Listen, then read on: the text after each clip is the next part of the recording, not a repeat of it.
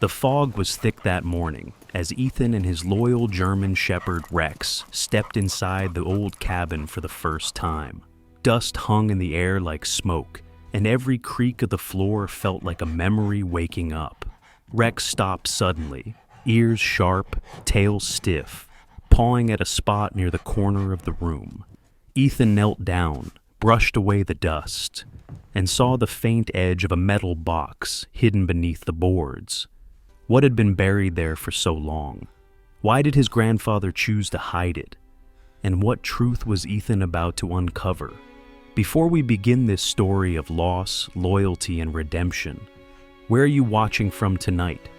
Drop your city or country in the comments, and don't forget to subscribe, because what they found inside that box would change everything they thought they knew about family. The morning lay under a low sky, gray and heavy with rain. Water trickled down window frames, painting faint silver trails on the worn glass.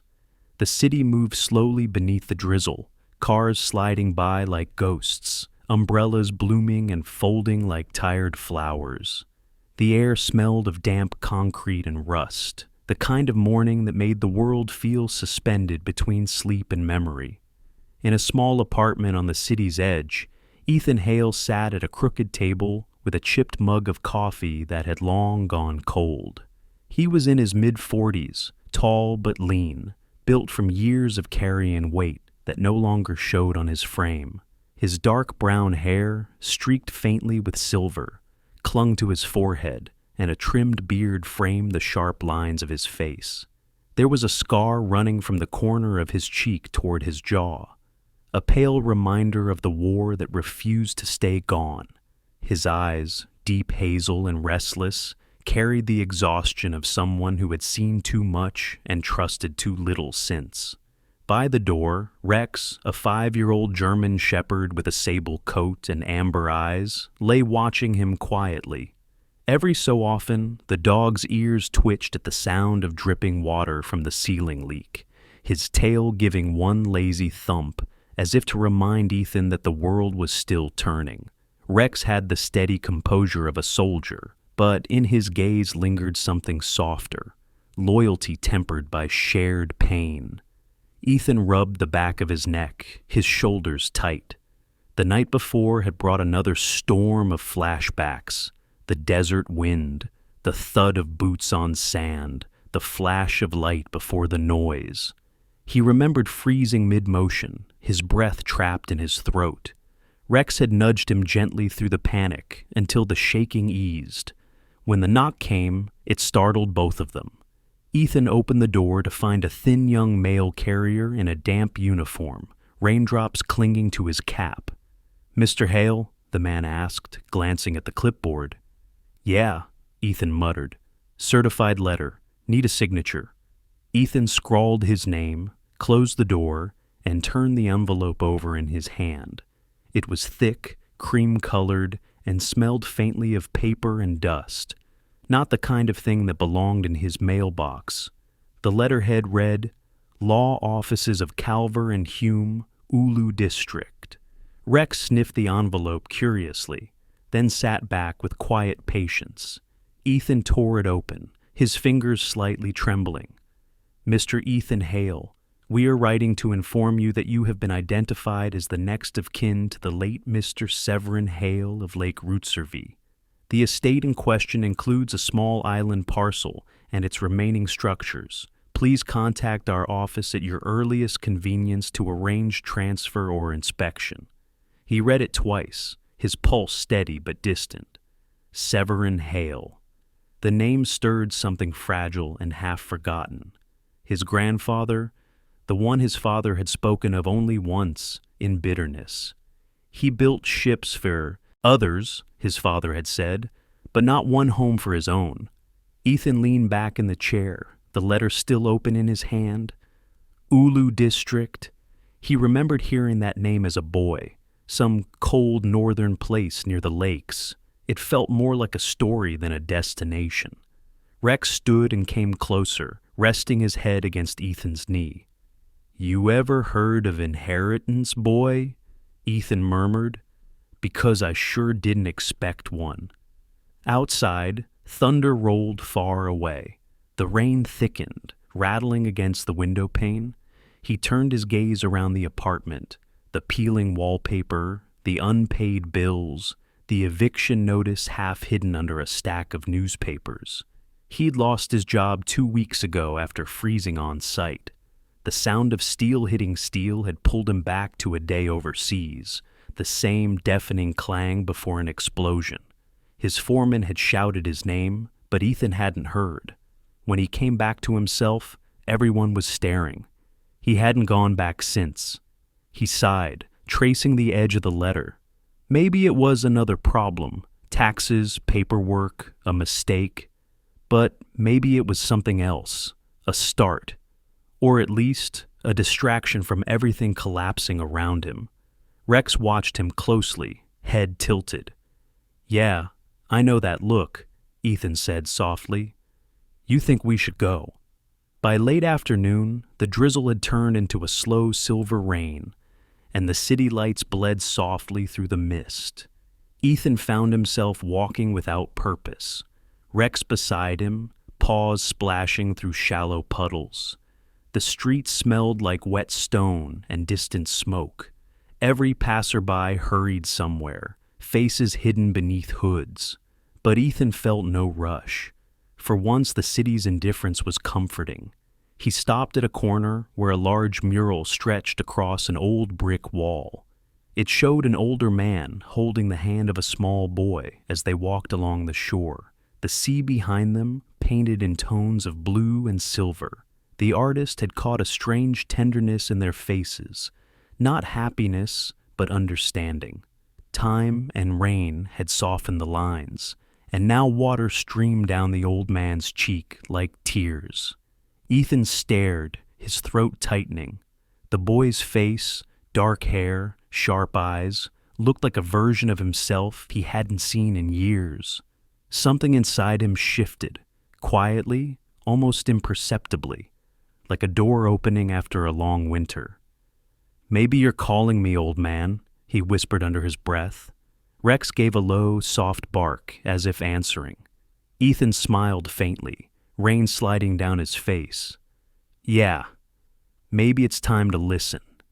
He walked the long way home, passing flickering street lamps and puddles reflecting streaks of light. The city, for all its noise, suddenly felt hollow, a place made of echoes. That night, he packed without ceremony.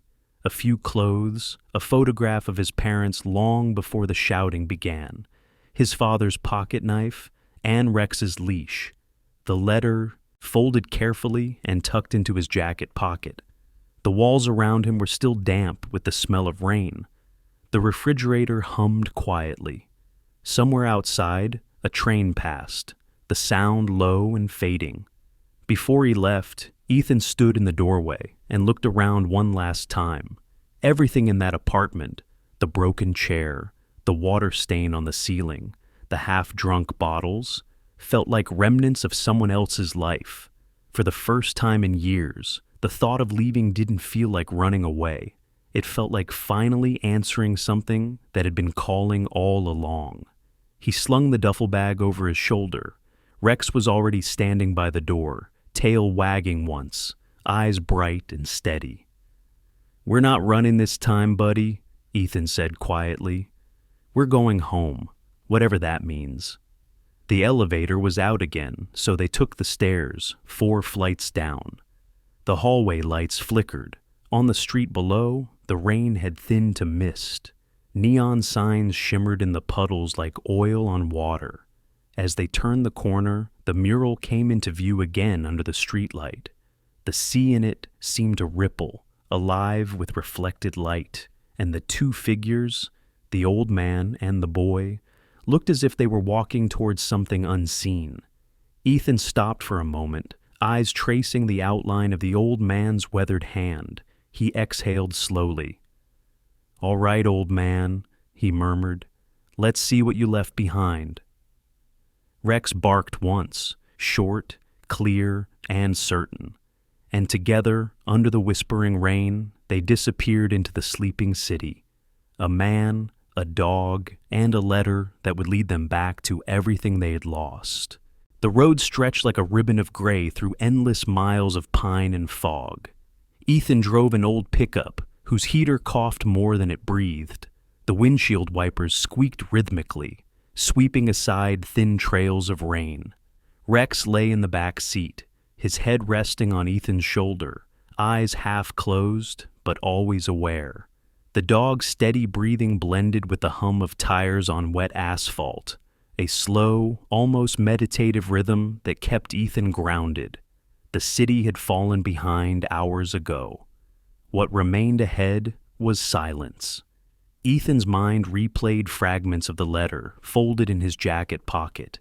Each mile carried him closer to something he didn't yet understand, an island belonging to a man he'd never met, but somehow could feel lingering at the edge of thought. The GPS had long since lost its signal, leaving him with an old paper map whose edges had curled like dried leaves. Every few miles the landscape shifted. Concrete gave way to rolling fields, fields to dense forest, and forest to wide lakes wrapped in low-hanging mist. He stopped at a gas station near a half-collapsed billboard, its faded paint peeling like paper. The attendant, a woman in her 50s named Marge, as her name tag announced, stepped from behind the counter. She was short and sturdy, with calm gray eyes and hands stained faintly with motor oil. Her graying hair was tied into a loose braid, and she moved with the unhurried confidence of someone who had spent decades dealing with travelers who never stayed. "Long drive ahead?" she asked, leaning against the doorway. "North," Ethan replied. "Ulu District." Her brow lifted slightly. "That far? Not much left up there but fog and fish." She smiled briefly, though her eyes carried the wary politeness of someone who'd seen too many wanderers pass through. "You military?" Ethan hesitated, then nodded. "Was long time ago?" Marge looked at Rex, who had jumped from the truck and was sniffing the air. "Good dog. Keep him close. Coyotes get bold around here." Ethan smiled faintly. "We'll stay close too." She pointed toward the narrow road leading deeper into the hills. "You'll hit the lake by nightfall if you keep steady. There's a diner before the turnoff. Best coffee left in this part of the state."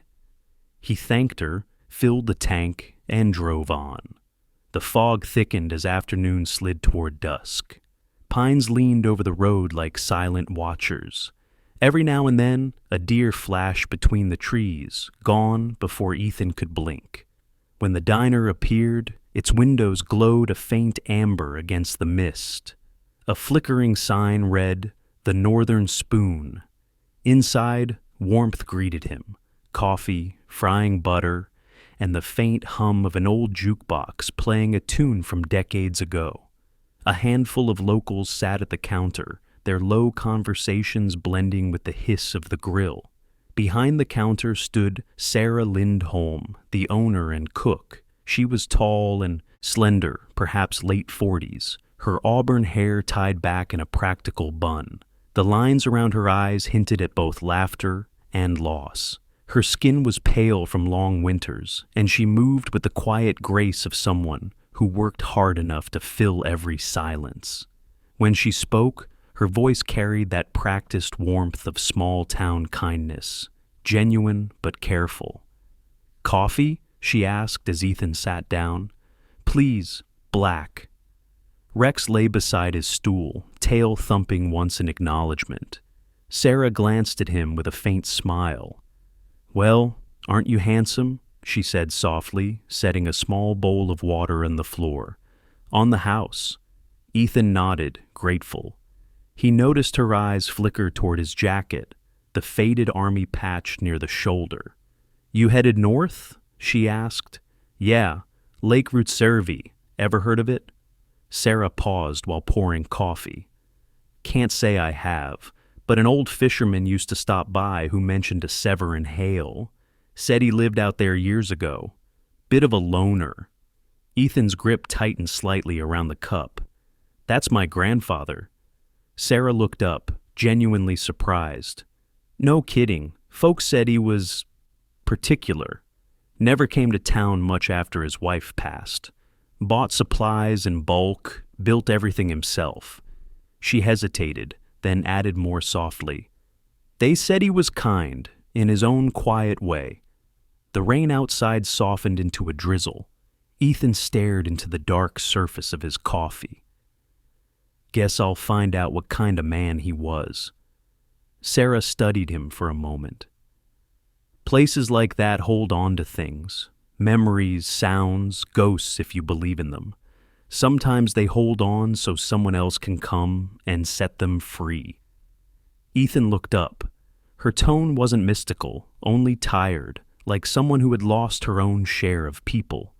Then she smiled, breaking the heaviness. You'll need this more than I do.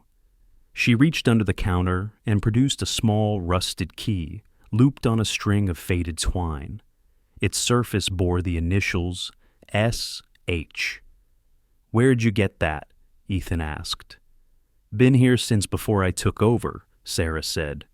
Old man named Severin left it with my dad. Said one day someone would come asking. Ethan turned the key in his palm, cold, solid, inexplicably personal. It was heavier than it looked, as if carrying the weight of waiting years.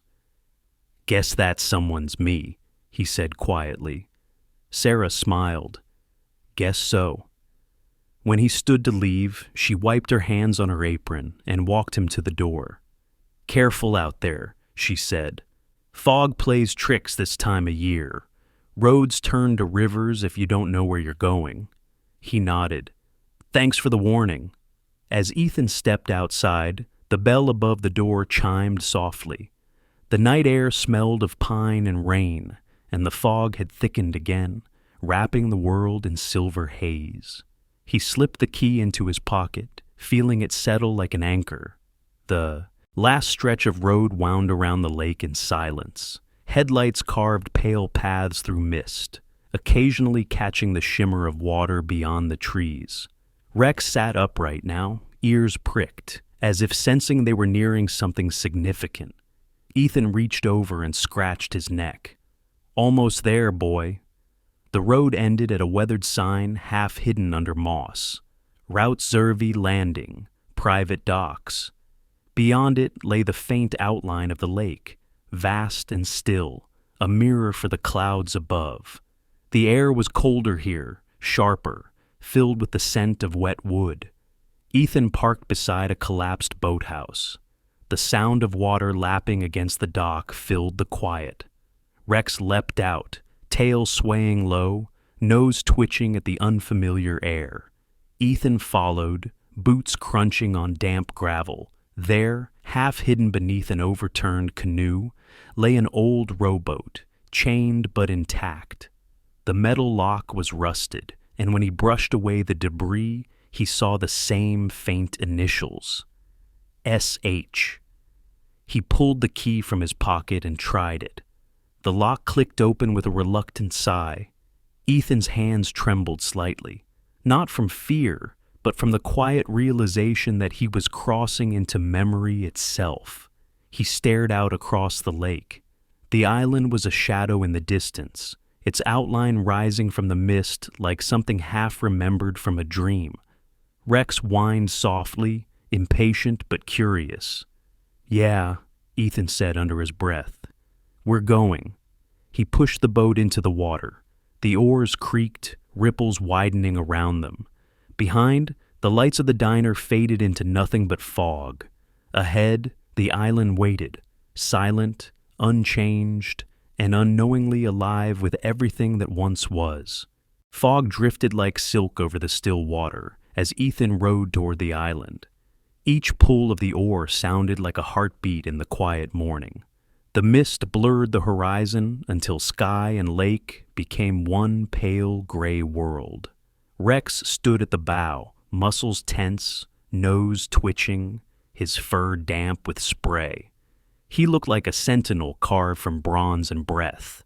When the hull scraped against the rocky shore, Ethan jumped out and pulled the boat onto the gravel. The island was smaller than he'd imagined. a ridge of trees and ferns with gulls wheeling overhead. The air carried the scent of pine and salt mixed with decay, the kind that comes from places untouched for too long. Through the veil of mist rose a house, or what was left of it. The roof sagged in the middle like a broken spine, and one side had sunk slightly into the earth. Moss crawled over its wooden walls, and green veins ran down the windowsills. The porch leaned so sharply that the front door appeared to tilt its head in exhaustion. Ethan stood still for a moment, letting the sight sink in. This was what he had inherited. Not a fortune, not a dream, but something older. Neglect, memory, time itself. Rex circled the porch, sniffing the air, his tail stiff. When Ethan touched the doorknob, it gave way with a long, trembling creak, as if the house had been waiting for someone to disturb its silence. A rush of stale air spilled out, the smell of wood rot, old smoke, and damp fabric. Inside, dust floated like ash in a shaft of gray light. Furniture was draped in cobwebs, and the wallpaper peeled in curling strips. A clock on the mantel had stopped at 2:17, its glass cracked, its hands frozen. On a nearby shelf, he found a rusted lantern, a stack of yellowed papers, and a framed photograph so faded that only outlines remained. A man by the shore, a woman beside him, and a small boy holding a toy boat. Ethan brushed the glass gently, his throat tightening. "So, this is what you left behind, old man." He set down his bag and began checking the rooms. The floors creaked under his boots, the boards soft in places. A small kitchen with a cast-iron stove stood half-sunk under dust. In one corner, a door led to a cellar, its handle rusted and locked. The house groaned softly with every step, as if remembering footsteps from long ago. By late afternoon, Ethan had swept the living room clear enough to unroll his sleeping bag near the hearth. He lit a fire from old planks and scraps, the smoke curling upward through the cracked chimney. The warmth brought life to the walls again. Shadows flickered like old photographs, rediscovering color. Rex settled beside him, his body pressed close for warmth. Night fell quickly. The wind shifted, pushing waves against the shore. Somewhere outside, branches scraped against the window. Ethan lay awake listening to the house breathe, the wood expanding, sighing, whispering in a tongue of its own. He must have dozed off, because when the first howl came, it tore through his sleep like a flare. The sound wasn't from any animal he knew. It was the wind funneling through the chimney like a scream. For a moment, he was back in the desert, the roar of mortars filling the sky. He gasped, sitting upright, chest heaving, sweat cold on his skin. His mind fractured between now and then. The lake became sand, the fire became light from explosions, and the creaking roof turned to gunfire. Rex reacted instantly. The dog leapt up and pressed his weight against Ethan's chest, whining low and steady. His heartbeat thudded in rhythm with Ethan's trembling breaths. The world flickered in and out. War, then cabin, then war again, until slowly, the sound of the dog's breathing drew him back to the present. Ethan wrapped his arms around Rex, gripping his fur like a rope out of drowning water. "Easy, boy," he whispered hoarsely. "Easy." It took minutes, maybe hours, for the shaking to stop. The fire had burned low. The room glowed faintly orange, shadows stretching across the slanted walls. Outside, the storm had eased into a whisper of rain. Ethan leaned his forehead against Rex's neck, the coarse fur warm and real beneath his palms. "If it weren't for you," his voice broke, then steadied, "I wouldn't have made it through tonight." Rex gave a quiet huff and rested his head on Ethan's leg, his amber eyes open and calm, as if guarding his human from the ghosts that still stalked him. When dawn came, gray and damp, Ethan pushed open the warped door and stepped onto the porch. Mist clung to the trees like a veil. The house, bathed in morning light, no longer looked haunted, only tired. He could almost imagine his grandfather standing there once, watching the same fog roll in, hands in his pockets, thinking of things left unfinished. Ethan ran his hand along the rail, feeling the coarse grain beneath layers of moss. Somewhere beneath the decay, there was craftsmanship, care.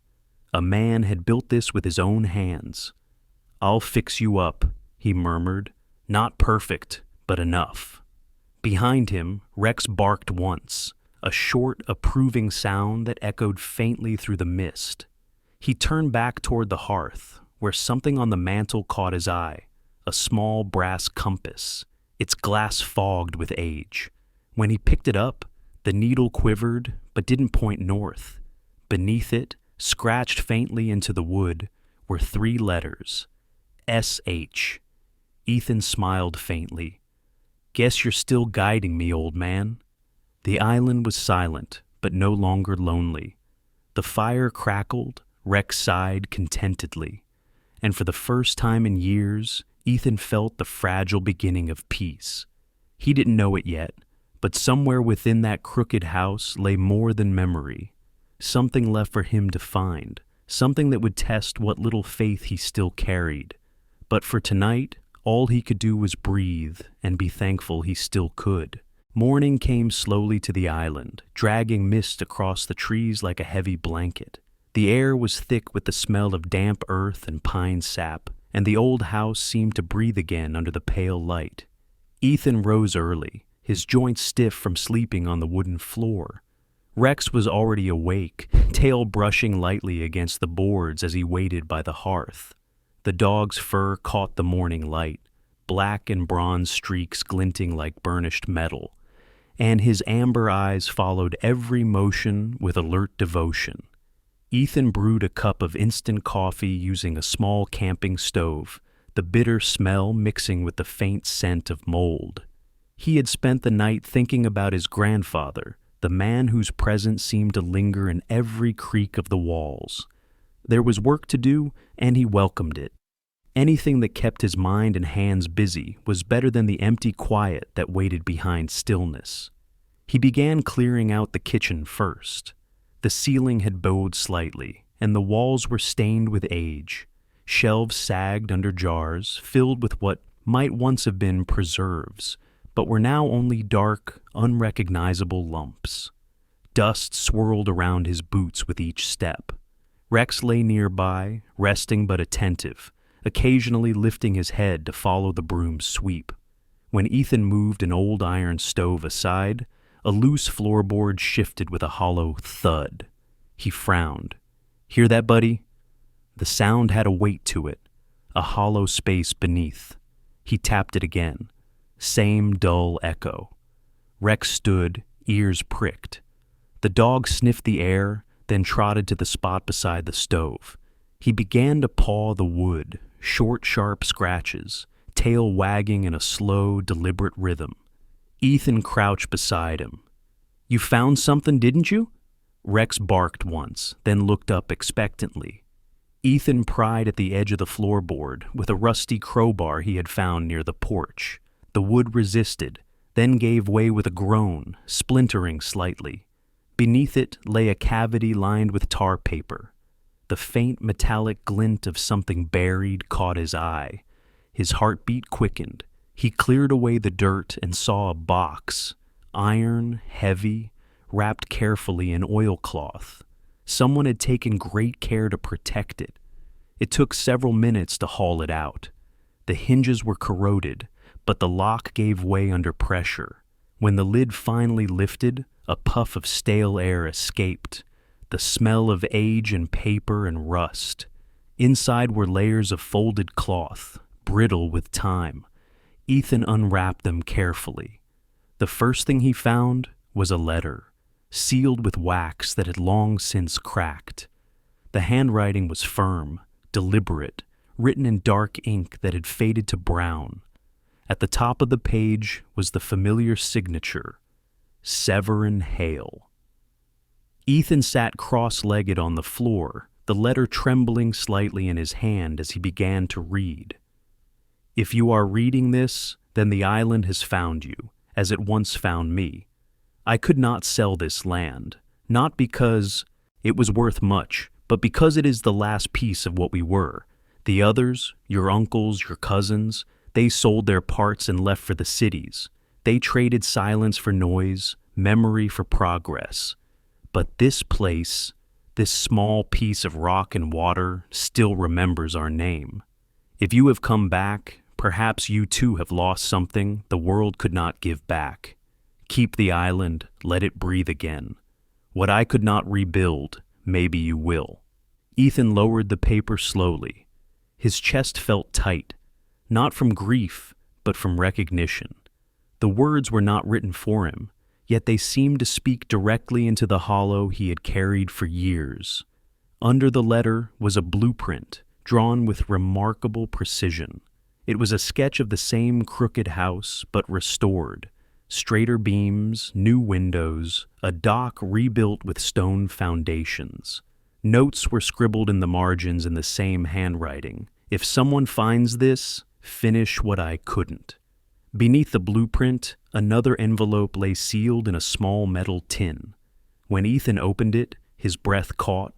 Inside was a check, faded but still valid, for $500,000, issued from a local bank and signed decades earlier. Tucked beside it was a small savings ledger, the balance neatly updated until the final year of Severin's life. At the bottom of the ledger, a single line was written in pencil, "For the one who dares to return." Ethan sat motionless. Outside, the wind rattled through the trees. He had not expected this. Money, yes, but not the weight of a legacy. His fingers traced the edges of the blueprint again, lingering on the rough pencil lines. $500,000, he murmured. You really left this here, old man? Rex nudged his hand gently, as if in answer. The dog's gaze was steady, almost knowing. Ethan laughed under his breath, a short, disbelieving sound. You found it, didn't you? You always know where to look. He leaned back against the wall, letting the moment settle. The idea of rebuilding the place suddenly felt less impossible. The money could buy supplies, hire labor, maybe even restore the island to something close to what it had once been. Yet the thought of spending it felt wrong, somehow. The letter had not spoken of wealth. It had spoken of duty.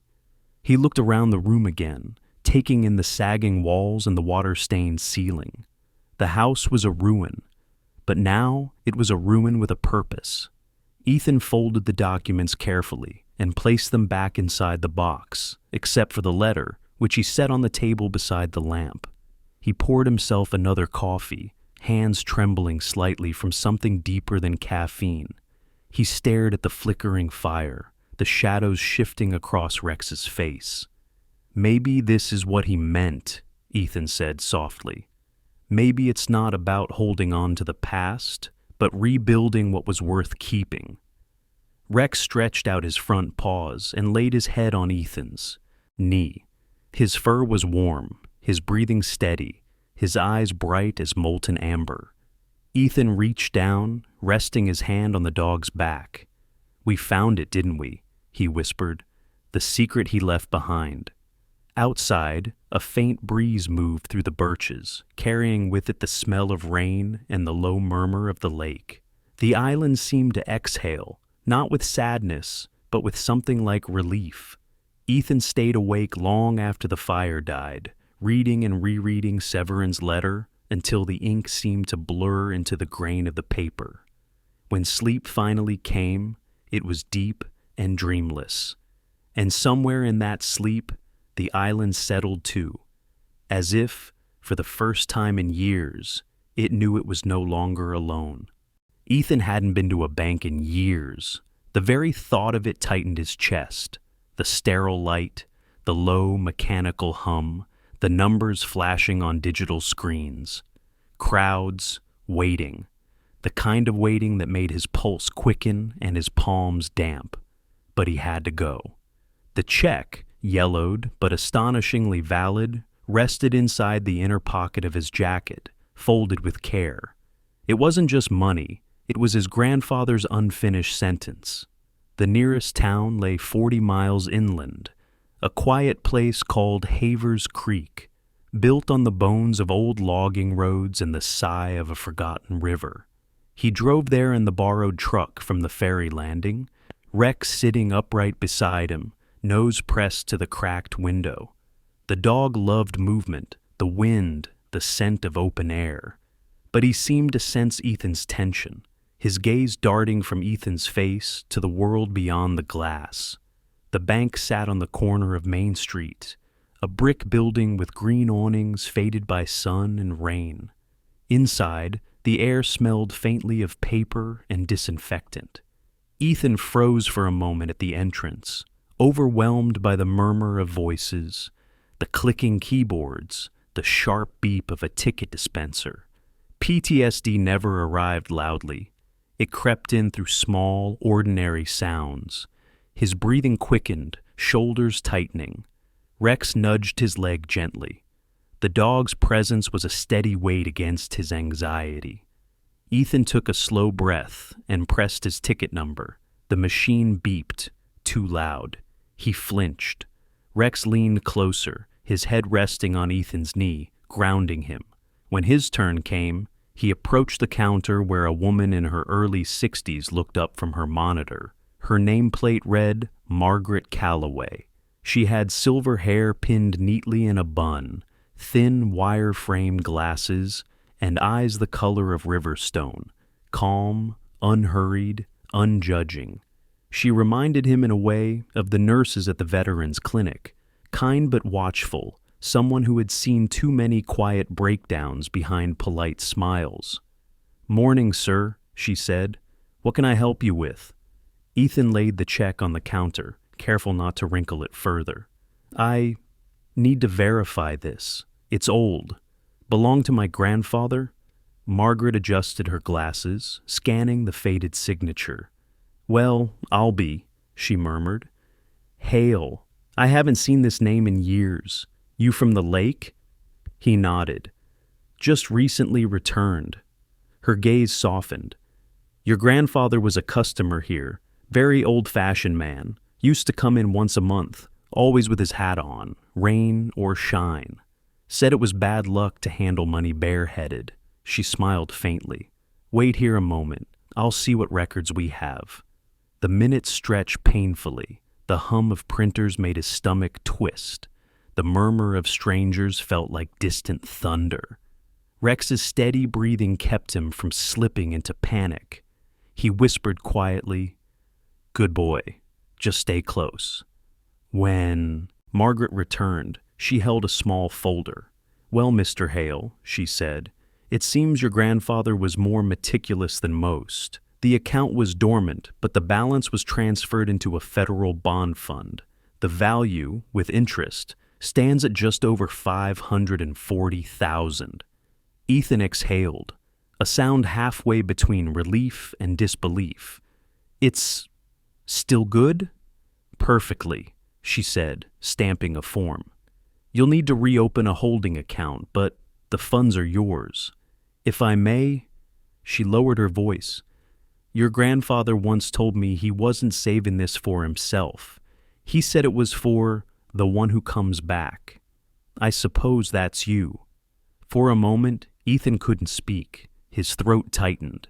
He signed the papers, his hands steady only because Rex pressed against him.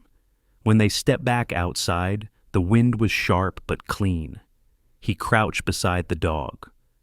"Looks like the old man really did plan for this." Rex licked his hand once, tail wagging. "Yeah," Ethan said softly. "Time to build something that lasts." The next week was filled with the kind of labor that both punished and healed. Ethan spent the morning sketching repairs, guided by Severin's blueprint. The notes were precise but human, margins full of reminders in faded pencil. Measure twice, trust the grain, Never nail when you can join. It wasn't just a plan, it was a philosophy. He hired help from the nearby harbor. A local carpenter named Jonas Whitmer, mid-50s, shoulders broad from decades of lifting timber. Jonas had rough hands, a thick gray beard, and a voice like gravel dragged across wood. Years ago, he'd lost his brother in a mill accident, and since then, he'd kept mostly to himself, working odd repair jobs for fishermen. When Ethan showed him the blueprint, Jonas studied it a long while, then nodded. "Solid bones," he said. Whoever drew this knew what he was doing. Together they worked day after day, pulling out rotted beams, replacing warped planks, cutting new joists from nearby pine. The island echoed with sound again, hammers, saws, and the steady rhythm of rebuilding. Rex followed them everywhere, nose dusted with sawdust, tail wagging in time with the swing of Ethan's hammer. Sometimes, when the noise paused, Ethan would catch himself staring at the lake, that endless stretch of silver and sky. He thought of his grandfather writing those letters alone, keeping the fire alive when no one else believed it mattered. "You must have been lonely out here," he muttered one evening, "but you kept it alive for me." Jonas, overhearing, only grunted. "Some men build to stay busy," he said. "Others build so they don't disappear." Ethan smiled faintly. "Maybe both." By late summer, the house began to change shape. The crooked roof was replaced with solid rafters, the front porch leveled. A new window looked out toward the water, the same one, drawn in Severin's plan, large enough to catch the dawn. They even rediscovered the old well, buried under a mat of roots, its stones slick with moss.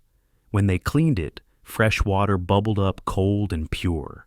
Each evening, Ethan sat by the fire with Rex beside him, tracing the blueprint lines under lamplight.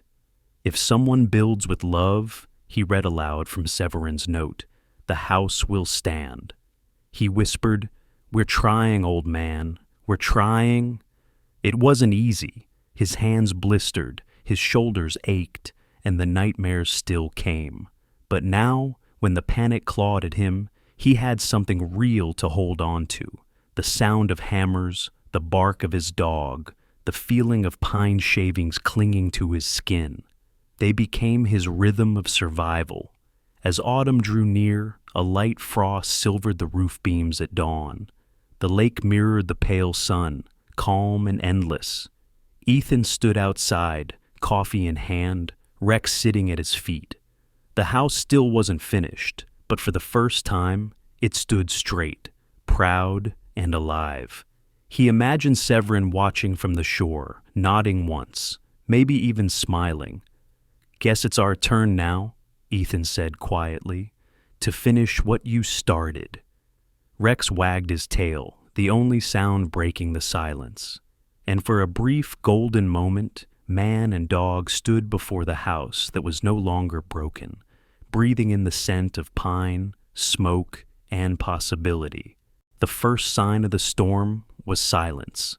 The air thickened, the birds vanished into the forest, and the lake, usually restless, turned eerily still.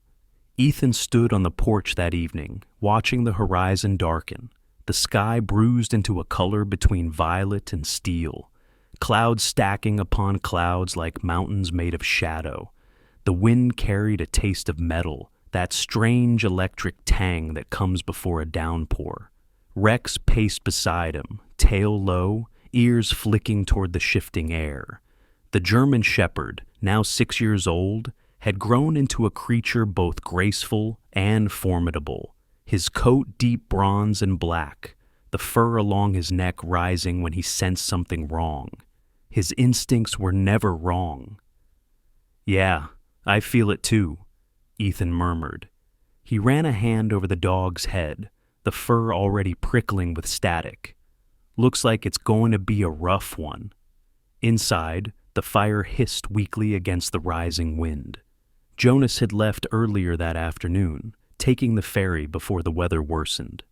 "Storm season's no joke here," he'd warned, rubbing the back of his neck, his palms cracked and red from days of work.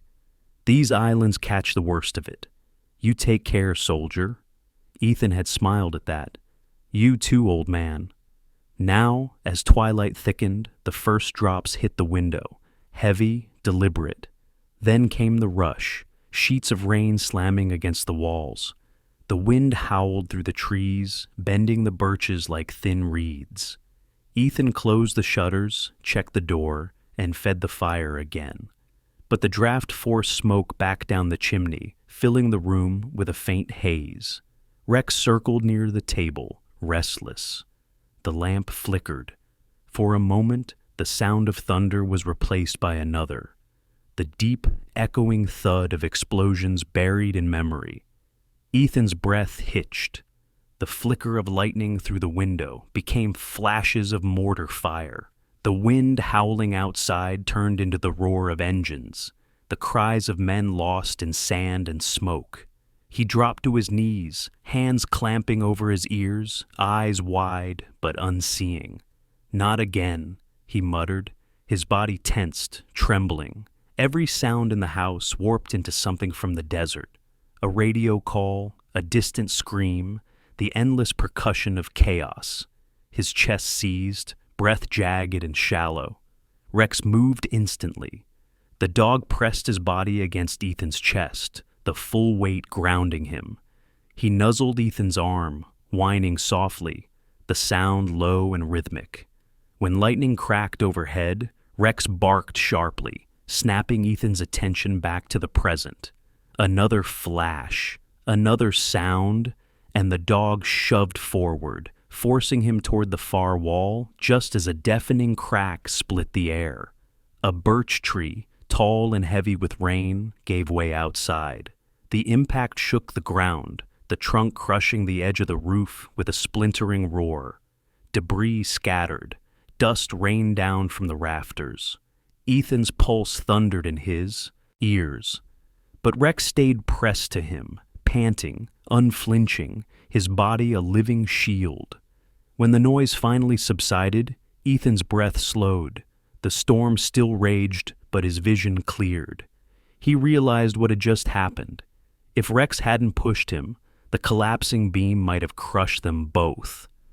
"Good boy," Ethan whispered, voice shaking. "Good boy." He wrapped his arms around the dog, holding on as thunder rolled across the lake. Hours passed before the storm began to tire. The fire had long since gone out, the air damp and cold. Ethan sat against the wall, Rex curled at his side, both of them too exhausted to move. Outside, the wind cried across the broken roof, the sound thin and human, like a lament. When dawn came, the island was silver. The rain had stopped, leaving behind a strange quiet, the kind that follows both war and mercy.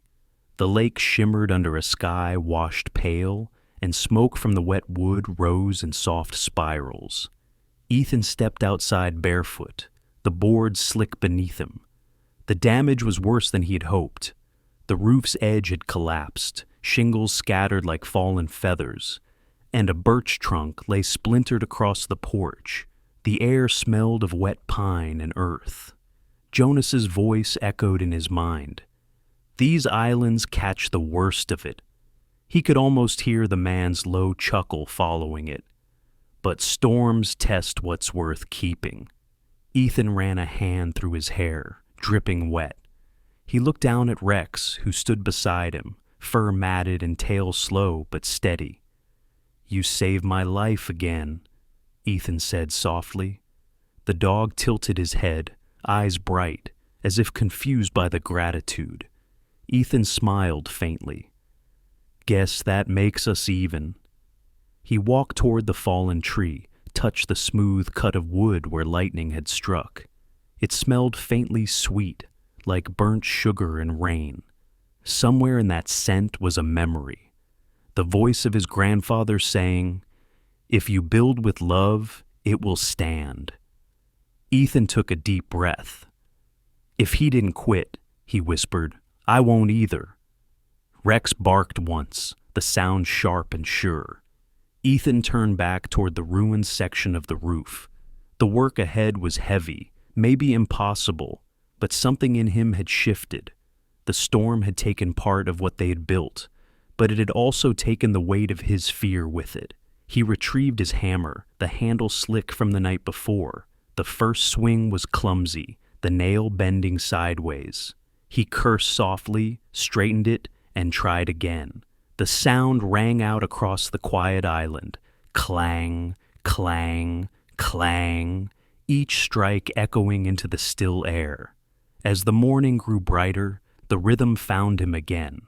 The sound of hammering, the hush of waves, and the steady breath of Rex lying nearby became one single heartbeat, alive, determined, human.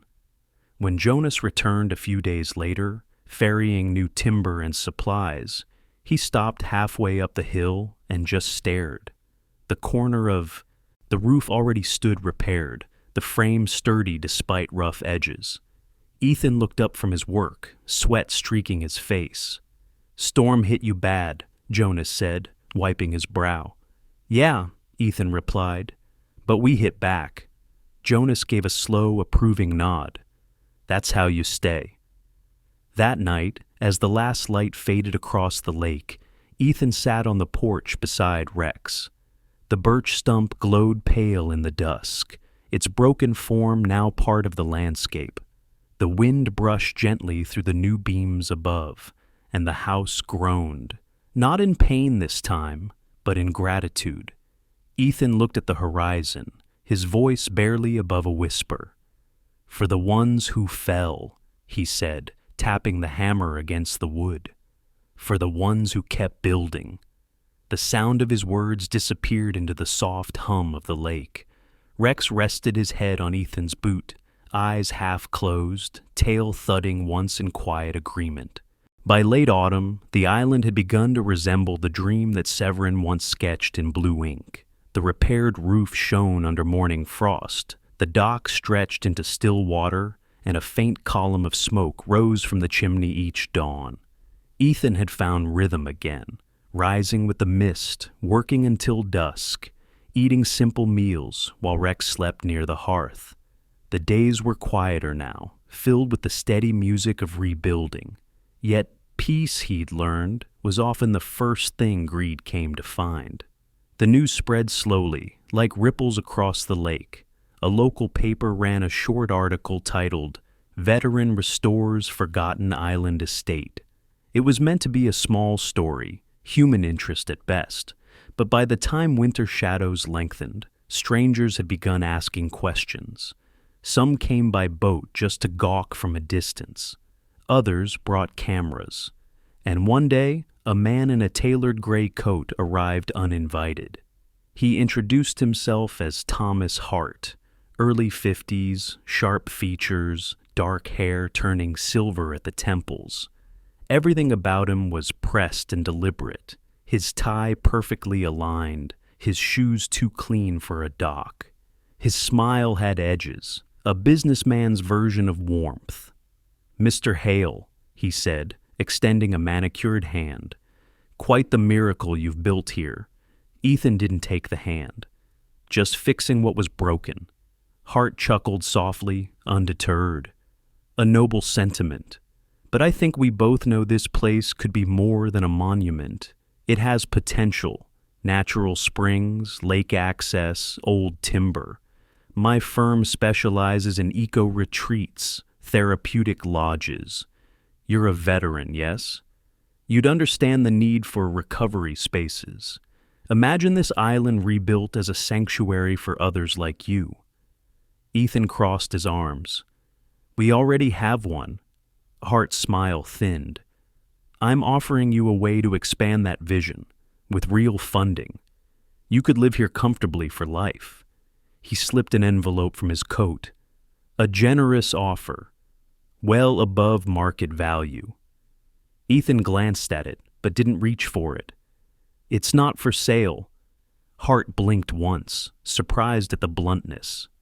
"Mr. Hale, surely you understand sentiment has limits, Memories don't pay taxes, nor do they rebuild roofs. Ethan met his gaze evenly. This roof was rebuilt without you. For the first time, Hart's tone hardened. I hope you'll reconsider. The company has interests in the surrounding properties. It would be unfortunate if you were left isolated here. Ethan didn't answer. Rex had stepped forward, standing between them, his amber eyes fixed and unblinking. The message was clear. Hart gave a tight smile, tipped his head slightly, and walked back toward his boat. Think it over, he said. I'll return in a week. A week later, he did, and he wasn't alone. This time, a younger man in a black suit followed him, briefcase in hand. The lawyer's name was Gregory Lynn, late 30s, thin, with a receding hairline and nervous gestures that betrayed unease even behind his professional composure. Hart did all the talking. He spoke of legal encumbrances, of inheritance clauses that might be contested, of development permits already in motion. Each word was chosen like a blade. Ethan listened in silence, his patience worn but steady. You can't threaten me with paperwork, he finally said. Threaten? Hart smiled faintly. I'm simply offering alternatives. The law can be time-consuming. Rex growled, low and sharp. The sound stopped Hart mid-sentence. Ethan stepped forward, voice low but calm. You're standing on ground that belongs to my family. You can leave now, or you can find out how deep our roots go. Hart hesitated, his confidence flickering just long enough to show the man behind the polish. Then he turned, muttering something to Lynn. They left without shaking hands. That night, Ethan couldn't sleep. The wind had picked up again, carrying the faint scent of smoke. When he stepped outside with a flashlight, he saw movement near the tree line, figures, quick and shadowed. A flame flashed briefly, then vanished. His pulse quickened. Rex! The dog bolted into the dark, barking furiously. Ethan followed, boots sinking into mud. Near the northern fence, he found the source, a section of the perimeter wire cut open, torches left smoldering in the wet grass. Whoever had been there was gone. Rex sniffed the ground, tail stiff, then barked again toward the water. Faint ripples showed where a small boat had pushed off moments earlier. Ethan crouched, anger rising not in shouts, but in quiet resolve. He picked up one of the torches, its metal still warm. They're trying to scare us, he muttered. Rex whined softly, brushing against his knee. Yeah, Ethan said. They'll have to try harder. The next morning, he drove to the mainland and filed a report at the local sheriff's office. The officer, a broad-shouldered man named Deputy Cole Anders, with tired eyes and a bristled jaw, took notes patiently. Cole was in his 40s, a veteran himself, his right hand slightly stiff from an old injury. You're not the first person Hart's tried leaning on, Cole said, shaking his head. But he's careful. Money talks around here. Keep records, photos, videos, everything. Ethan nodded. I'll handle it. Cole's gaze softened. You've got people who can help. There's a veterans advocacy group in Madison. They know the kind of pressure these companies use. Don't fight this alone. By evening, Ethan had contacted the organization, a volunteer named Marla Jennings, an energetic woman in her 50s with short silver curls and the unshakable confidence of someone used to winning uphill battles, promised legal assistance. We've seen this play before, she said over the phone. They push until someone breaks. Don't break. We'll make noise if they touch you again. Ethan thanked her, the weight in his chest easing slightly. A few days later, Hart returned once more, this time alone. The wind was cold, biting through his coat as he stood on the dock. I heard you've been talking to lawyers, he said. I've been talking to people who still believe in law, Ethan replied. Hart's jaw flexed. For a moment, he looked less like a businessman and more like what he truly was, a man angry that control had slipped from his grasp. "You think you've won something here?" he asked quietly. "You've won nothing but solitude." Ethan stepped forward until their eyes met. "You can buy land," he said, "but you can't buy memory, and you can't buy peace." Hart's lips tightened. He turned sharply and climbed back into his boat. The engine roared to life, slicing through the water like a blade. When the sound faded, Ethan stood alone on the dock, the wind tugging at his jacket. Behind him, Rex sat watching, ears flicked forward.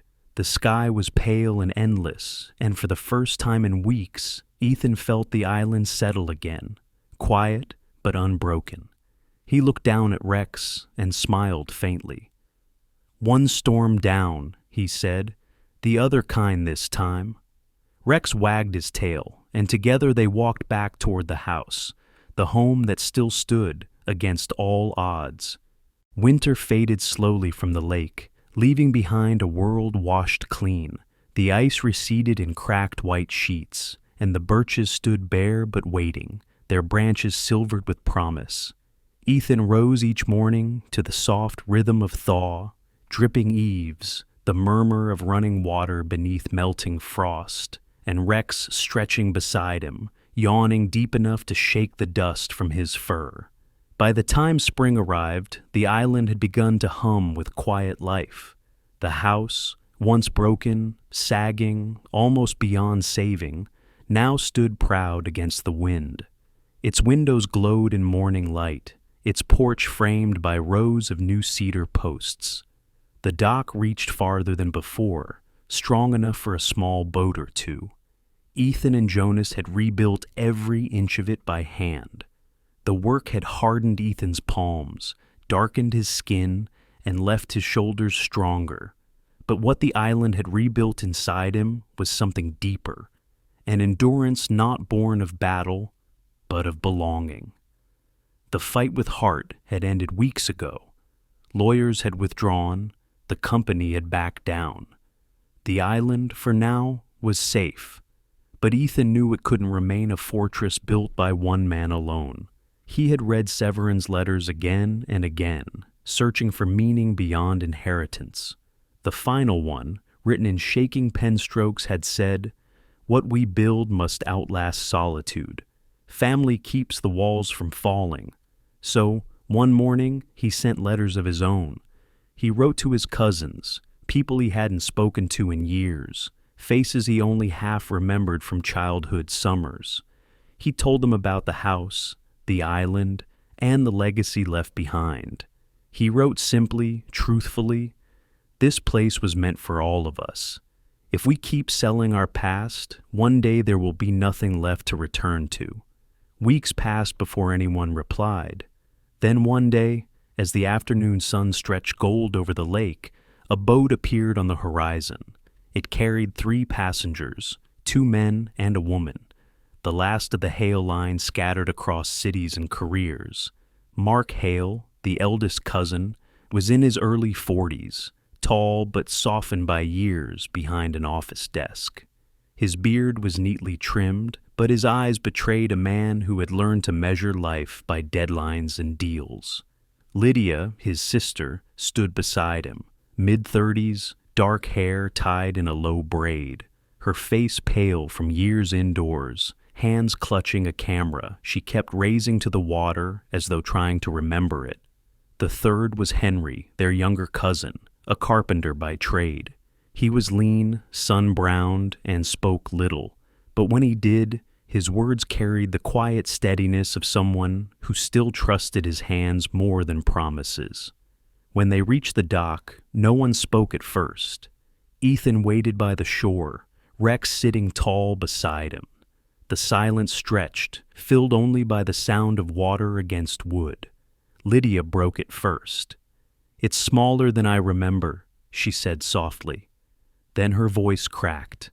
"But it's beautiful." Mark nodded slowly, scanning the rebuilt roof, the open windows, the smoke curling from the chimney. "You really did it," he said. "You brought it back." Ethan smiled faintly. "We did, We just didn't know it yet. Inside, he showed them everything. The letter, the blueprint, the box that had changed everything. When he read aloud Severin's words, "If we sell our memory, we disappear," the air in the room seemed to still. For a long time, no one spoke. Then Henry, who had been silent until then, said quietly, "Maybe we should stop running from what built us." Ethan looked around at them, his family, different yet bound by something older than choice. "I want to keep this place for what it was meant to be," he said. "Not a monument, but a beginning, a place for others to find what we almost lost." Lydia smiled through tears. "What do you mean?" Ethan took a deep breath. "A retreat, for veterans, for anyone fighting their own storms. We build it together. We make it free, a place where they can breathe again." Mark exhaled slowly, rubbing his jaw. "That's not easy, Ethan. You'll need permits, funding." "I have the money," Ethan said simply, "and I have the will, but I don't want to do it alone." Silence again, then Lydia stepped forward and hugged him. "Then you won't." The months that followed were the busiest of Ethan's life. With his cousin's help, the island transformed once more, not into something polished, but into something alive. The Hale Restoration Project, as they jokingly called it, grew from sketches on napkins into walls, gardens, and paths. Henry led construction, his calloused hands shaping beams with a quiet devotion that reminded Ethan of Severin himself. Lydia oversaw a small garden that later became a meditation grove. She said planting was her way of mending things. Mark handled logistics, coordinating donations and contacting local sponsors who believed in the cause. They built cabins for guests, a wood shop for therapy sessions, and an open pavilion by the water where veterans could gather in the evenings to share stories. Ethan insisted on one more addition, a small animal therapy center where rescued dogs could help those who had forgotten how to trust. Rex became the heart of it, the first trainer, as they called him. He took to the role naturally. When a new visitor arrived, usually a man or woman carrying invisible weight, Rex would approach slowly, tail wagging low, head bowed in gentle understanding. It was as if he could sense pain and wanted only to lighten it. On the morning of the center's dedication, the island shimmered beneath clear blue skies. Guests arrived from the mainland, local veterans, volunteers, and families. Jonas came too, wearing his best flannel shirt, beard freshly trimmed, though he still grumbled about too much fuss. Sarah Lindholm closed the diner for the day to bring a basket of bread and stew.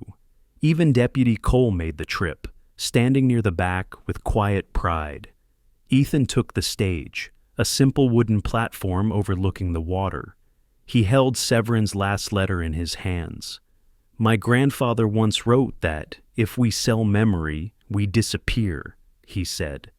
"But today, we chose to remember, not through walls or money or land, but through what we build for others." As he spoke, a young veteran approached the front row. A man in his 20s, clean-shaven, his right sleeve pinned where an arm had once been. His name was Caleb Monroe, and his eyes carried the haunted look of someone still halfway in another world. He sat beside Rex, hesitating. Then the dog leaned forward and rested his head gently on Caleb's lap. Caleb froze, then exhaled shakily. His voice broke. "I thought I forgot how to believe in anything." Ethan knelt beside him. "That's why this place exists," he said, "to help you remember." The crowd was silent, the wind carrying their breaths across the lake. When the ceremony ended, Ethan climbed to the rafters of the main lodge with Henry to carve one final inscription. The letters were simple, hand-cut into the wood above the doorway. "E in Rex, we stayed." As the last light of day slanted through the windows, the house seemed to sigh, a long, gentle exhale of peace. The wind whispered through the beams like a voice from another time, Severin's voice perhaps, saying what needed no translation. At last, the house is finished. Years later, when the walls of the retreat had grown warm with laughter and the trails echoed with the steps of healed men and women, the island no longer felt like a place rescued from ruin. It felt like a living prayer. The cabins carried stories now, of strangers who arrived broken and left whole, of veterans who found peace beside campfires, of dogs who taught courage without speaking a word. And through it all, Ethan and Rex remained, older, slower, but still rising with each dawn as the sun spilled across the lake. Visitors often asked Ethan how he'd done it, how he'd turned an abandoned inheritance into a home that mended hearts. He would smile and shake his head. "It wasn't me," he'd say. "It was faith doing what it always does, turning what's shattered into light." Sometimes, when the wind swept across the island and the birches whispered above the roofs, Ethan would look to the heavens and feel certain his grandfather was there, smiling. The miracle was never in the money or the land. It was in the choice to stay, to forgive, to build again when everything seemed lost. So, if you're watching this tonight, remember, miracles rarely roar from the clouds. Most begin quietly, in hands that refuse to let go, in hearts that choose hope, in people who still believe that kindness can rebuild what pain once tore down. May this story remind you that no act of love is ever wasted, and no soul is ever too far gone to be redeemed. If this story touched your heart, share it with someone who needs faith tonight. Leave a comment below. Where are you watching from, and what moment moved you most? Subscribe for more stories of courage, healing, and second chances. And may God bless you and your loved ones with peace, strength, and the quiet miracle of grace, today and always.